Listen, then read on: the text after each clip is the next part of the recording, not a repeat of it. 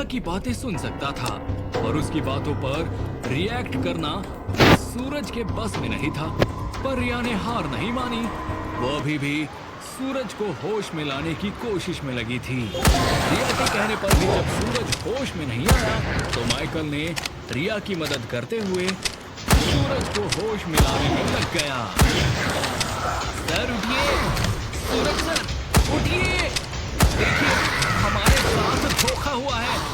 Sir आपने मुझसे promise किया था कि मैं हर हाल में अपनी जान की हिफाजत करूंगा, पर मैंने ये भी कहा था कि आपकी जान बचाने की खातिर मैं अपने जिस्म का एक एक कतरा तक बहाने के लिए तैयार हूँ। देखिए सर मेरा खून बह रहा है, अगर आपने कुछ नहीं किया तो मैं मर जाऊंगा सर। सूरज मर जाऊंगा। आप सुन भी रहे हैं? माइकल चीख चीख कर सूरज को होश में लाने की कोशिश कर रहा था क्योंकि उसके सर से भी खून निकल रहा था। माइकल को देखकर ये साफ पता चल रहा था कि उसने किसी से अपनी आखिरी सांस तक लड़ाई की है। रिया और माइकल दोनों की सारी मेहनत बेकार हो गई। दोनों की इतनी मेहनत के बाद भी सूरज होश में नहीं आया। उसे देख रिया का दिल अब डरने लगा। सूरज के ऊपर बिगड़ती हुई देख माइकल भी अब घबराने लगा था। माइकल को जब यह यकीन हो गया कि सूरज अब उसकी मदद को नहीं कर सकता है तो उसने खुद ही अपने दुश्मन पर चिल्लाते हुए कहा, आस्तीन के सांप, कमीने, जिस थाली में खाता है उसी में छेद करता है। माइकल इस वक्त रस्सियों से बंधा हुआ था और अपने सामने बैठे एक शख्स को देखकर बोल रहा था।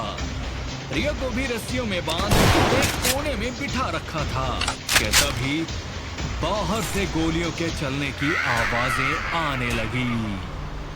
और माइकल जिस शख्स के सामने बंधे बैठे थे वो ही इस खेल का मास्टरमाइंड था। लगता है तुम्हारी इमरजेंसी टीम पहुंच गई है, पर तुम लोग शांति से बैठे रहो। बाहर मेरे 50 आदमी हैं जो उनका अच्छे से स्वागत करेंगे।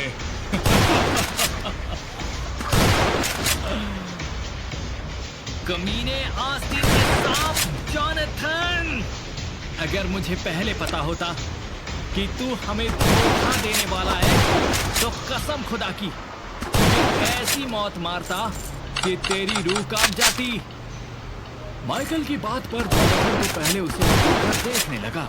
माइकल के पास जाकर उसके बालों को जोर से खींचता हुआ बोला, रस्सी जल गई लेकिन बल नहीं गया।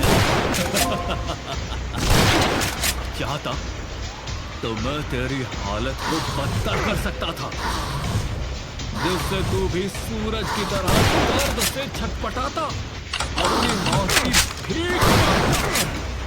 मैंने तुझे जिंदा रखा और तू मुझे ही क्या कह रहा है? जॉनथन की बात रिया ने भी सुनी थी। उसे सूरज की हालत के बारे में कुछ नहीं पता था, पर उसे अब शक होने लगा था। क्या किया है तूने मेरे सूरज के साथ? कहीं उसकी इस हालत के पीछे तू तो जिम्मेदार नहीं है? माइकल, तुम तो कुछ बताओ, ये जॉनथन क्या बोल रहा है? रिया को इतना हैरान देख जॉनथन हंसने लगा और रिया के पास जाकर जबरदस्ती उसके होठों को मसलता हुआ,